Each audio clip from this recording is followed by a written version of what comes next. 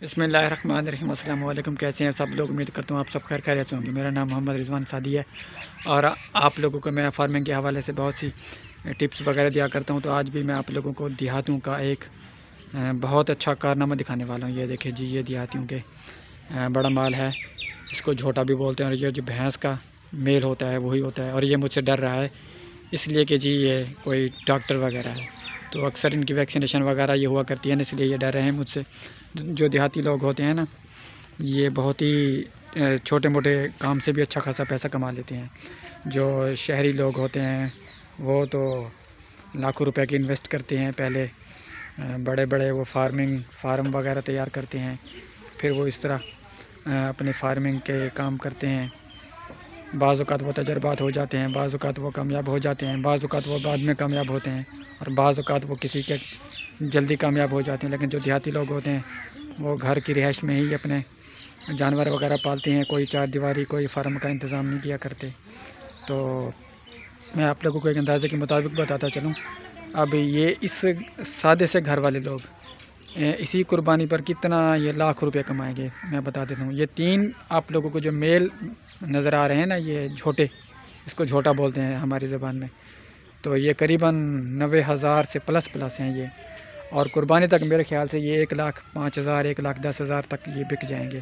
اب یہ خود سوچیں، یہ تین جھوٹے، یہ قریباً ان لوگوں نے میکسیمم 50,000 تک، 45,000 40,000 35,000 میں یہ لیے ہوں گے۔ 6 ماہ 10 ماہ یہ خدمت کر کے، ان کا کام کر کے، ان کی خدمت کر کے، ان کو گھاس وغیرہ کھلا کر، یہ لوگ قریباً 6 ماہ کے اندر یہ 2-3 لاکھ کما لیتے ہیں۔ اب ان کے جو کھرلی ہے، اس میں جو گھاس پڑا ہوا ہے یہ کچھ بھی نہیں ہے۔ یہ جو گنے ہوتے ہیں نا، ان کے آگے والے جو ہوتے ہیں وہ سبز گنے کے آگے والے، یہ وہی کاٹ کے ان کو صرف وہی ڈالتے ہیں، اور آخری جو 1-2 ماہ ہوتے ہیں نا، عید کے بعد والے، قربانی کے قریب والے، پھر وہ ان کو تھوڑا سا کوئی ونڈا، کوئی چارہ، کوئی وہ چوکر وغیرہ کھلاتے ہیں۔ اس طرح پھر یہ لاکھوں روپے کما لیتے ہیں تھوڑی سی اخراجات وغیرہ سے۔ اور وہ آپ لوگوں کے سامنے جو نظر آ رہی ہیں یہ گائے ہیں، اور یہ جو گائیں کھڑی ہیں نا، تقریباً ادھر 5-6 کھڑی ہوئی ہیں، 1 2 3 4 5 6، قریباً 6-7 کھڑی ہوئی ہیں۔ ان میں سے جو 3 گائیں ہیں نا وہ دودھ دینے والی ہیں، باقی نہیں ہیں۔ اور جو 3 گائیں ہیں یہ قریباً 4-4 کلو بھی اگر ڈیلی دودھ دیتی ہوں تو 4-3 12 کلو ان کا اپنا گھر کا وہ ایسے سمجھ لیں دودھ بن جاتا ہے۔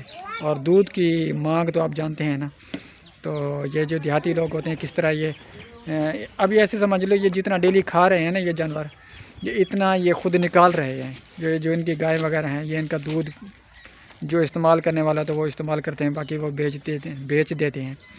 تو فرض کریں اگر 1,500 روپیہ ان کا ڈیلی کا خرچہ ہے، تو میرے خیال سے یہ جو دودھ ہے ان کو یہ بھی قریباً 1,500 کا ڈیلی آ رہا ہے ان کو، تو آپ ایسے سمجھ لیں ان کو اپنا دودھ بچ گیا ہوگا، یا جو بچوں کو کھلاتے ہیں پلاتے ہیں وغیرہ، وہ سارے کا سارا وہ ان کو خود بخود بچ جاتا ہے۔ اور یہ جو ان کا مال ہے یہ ان کو ایک کمیٹی کے طور پر سال کے آخر میں اچھا خاصا نفع بھی دے گا، اور سارا سال ان کو استعمال کر کے یہ لوگ پھر اچھا خاصا نفع بھی کماتے ہیں، دودھ بھی بناتے ہیں، دودھ بھی کھاتے ہیں۔ تو یہ جو دیہاتی لوگوں نے کس طرح یہ اپنی رہائش کے اندر ہی چھوٹے سے اس طرح کے کاروبار کر کے لاکھوں روپے کما لیتے ہیں۔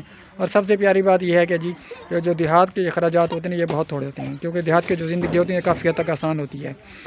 دیہات میں گھاس وغیرہ کافی حد تک فری ہوتا ہے، اور پانی بالکل فری ہوتا ہے، اور چار دیواری کا یہ انتظام کرتے نہیں ہیں۔ یہ جس جگہ پر گھر ہوتے ہیں ان کے، پھر اپنے گھروں کو تھوڑا سا ادھر مختص کر دیتی ہے، اور سمپل اس طرح کی زندگی گزارتے رہتے ہیں۔